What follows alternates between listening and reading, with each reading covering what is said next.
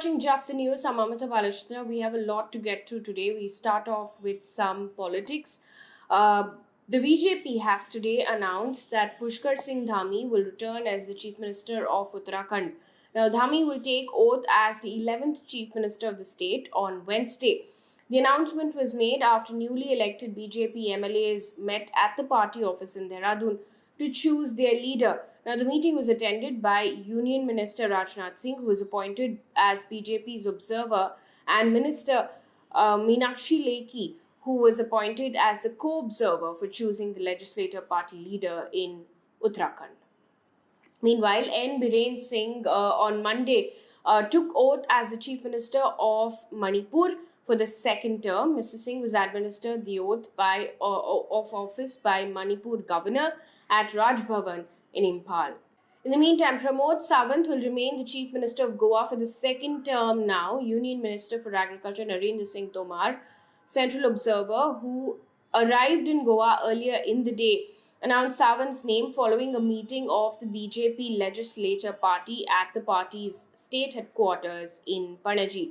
Now, the ruling party is set to form the government with the support of the Maharashtra Wadi Gomantak party and 3 independent MLAs. In the meantime, the Aam Aadmi Party has nominated former cricketer Harbhajan Singh, lovely professional university founder Ashok Mittal, AAP MLA Raghav Chadha, IIT Delhi faculty Sandeep Phatak, and industrialist Sanjeev Arora for the March 31st Rajya Sabha polls. Now, the Rajya Sabha elections will be held on the 31st of March.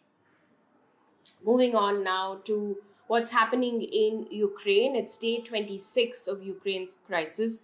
We start off by taking a close focus on Mariupol because Ukraine today has rejected Russia's ultimatum to lay down arms by 5 a.m. Moscow time in the eastern port city of Mariupol. Now, Russia had said that those who do so would be permitted to leave through safe corridors.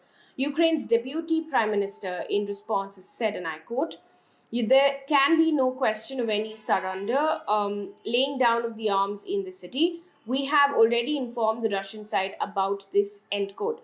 Now, according to Associated Press, Ukrainian authorities on Sunday said that the Russian military bombed an art school where about 400 people had taken refuge at Mariupol. However, there's no information on any casualties. Remember, a couple of days before that, a theater was bombed as well.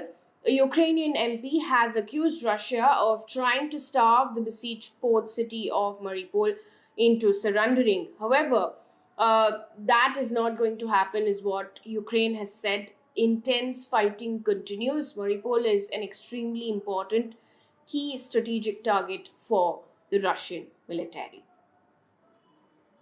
Also, President Vladimir Zelenskyy has responded to this, and he said, and I quote, "A terror that will be remembered for centuries to come," end quote. Now, Mariupol has suffered some of the heaviest bombardment since Russia launched its invasion of Ukraine on the 24th of February, and many of its 4 lakh residents remain trapped in the city without any water, with very little water, food and power. And there are several BBC reports, for instance, talking about that. It's been 26 days since the fighting has continued, and this is one of the worst affected cities.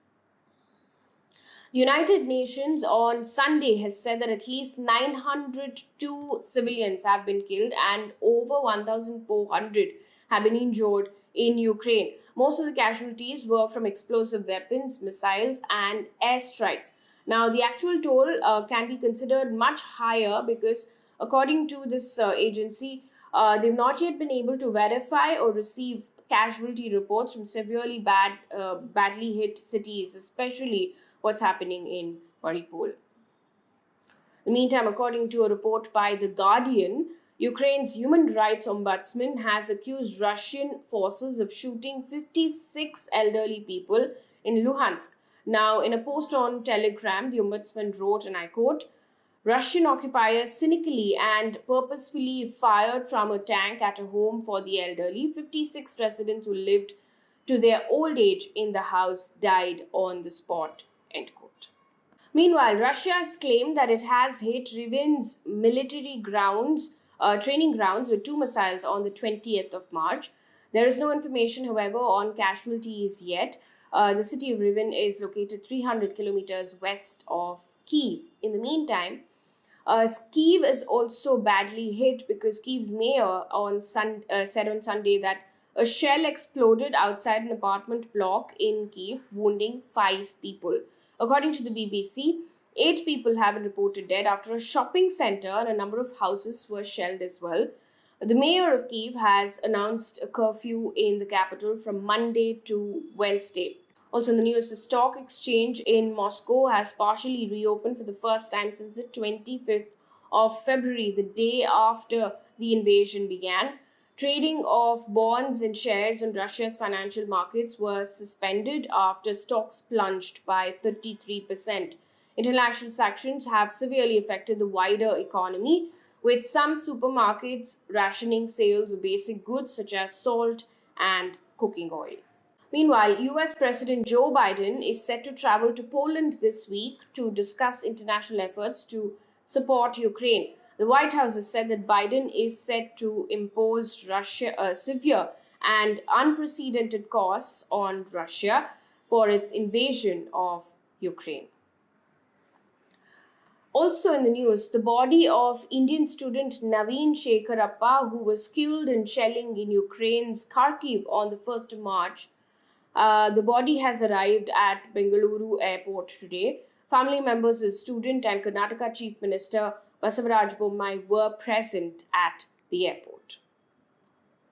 Moving away from this big story now to other news that's coming in from across the country, we start off with a report by the Indian Express which talks about an SC appointed panel's report, which has now revealed that most of the farmers' organizations actually supported farm laws. Now, farmer leader and member of the committee, Anil Ghanwat, while releasing the report, has said that while the observations of the committee hold little significance in terms of its impact on the laws, as they have already been repealed, it is significant, he said, for policymakers and farmers in general. Now, the report claimed that 73 farm organizations, which represented 3.83 crore farmers, had interacted with them either directly or through video links.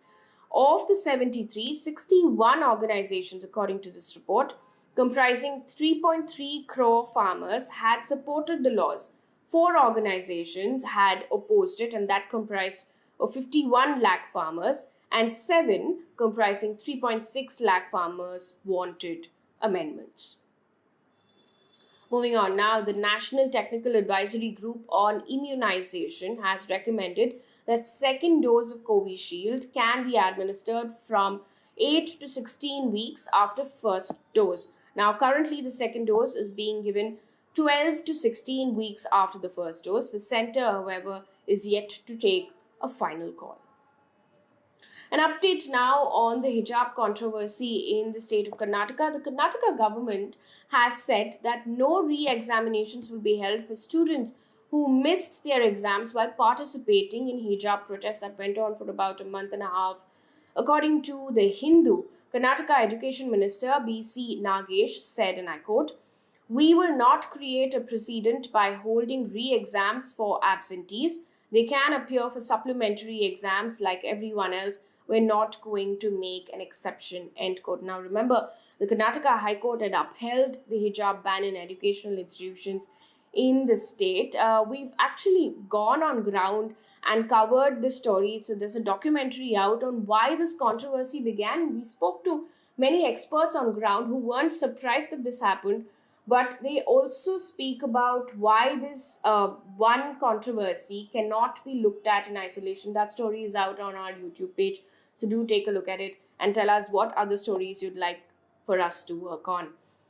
Moving on now, Australian authorities have returned 29 antiquities to India. The antiquities came from different time periods, with the earliest ones dating back to 9 to 10 century CE. Now, this was ahead of the virtual summit between Prime Minister Narendra Modi and his Australian counterpart Scott Morrison today afternoon.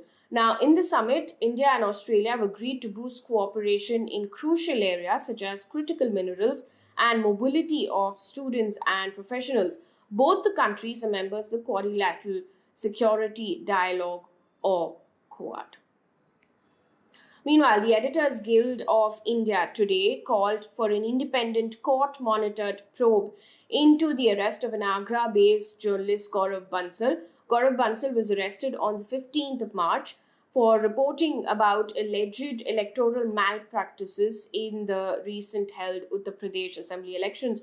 Now, in a statement, the Editors Guild has said, and I quote, "The Editors Guild of India is shocked by the manner in which an Agra-based journalist was arrested and allegedly tortured for reporting about electoral malpractices in the recent assembly elections," end quote. Now, Bansal's lawyer has alleged that he was, and I quote, "given third-degree torture and humiliated by police officers," end quote.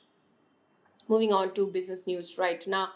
The government has extended the timeline for startups to convert debt investment made in the company into equity shares to 10 years. Now, this decision is likely to give a relief to budding entrepreneurs.